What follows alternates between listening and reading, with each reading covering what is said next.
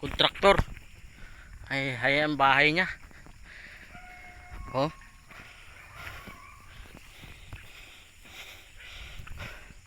Oh, kaganda ng view.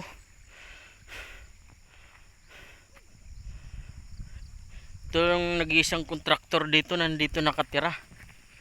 Ay ang bahay niya, oh. Oh. Hintor tayo na ano.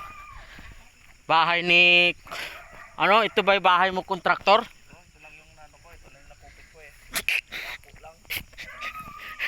Bakit? Ayun, oh, ando yung bodyguard niya. Yan, oh. Ang bodyguard niya.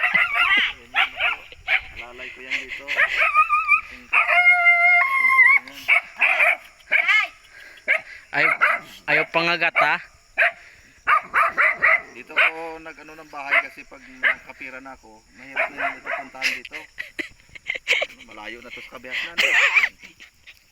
Saka dyan pala sila sa daan, ay wala na, hindi na sila makarating dito. Dami akong mga bantay dyan sa daan. Yan, kaya itong naisipan ko dito na lang tumira. Ay, kontraktor, ito yung bodyguard mo. Yan. Yan. Ano ko? Aking kwan yan. Kabady niya, oh. Yan. Marunong magkuha ng baril yan. Hindi mo maano yan. Oh, mga Maloko-loko yan. No? Shh. Ka dito, Brad. Moy. Come here, Ode. Pero nangangagat yan pag nilapitan mo. Pag hindi ka masyado kilala.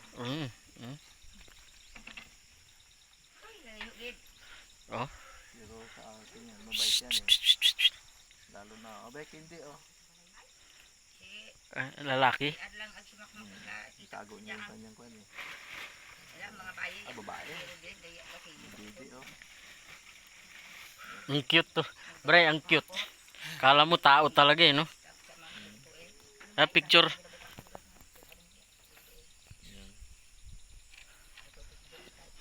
Gulat ako dun, ah.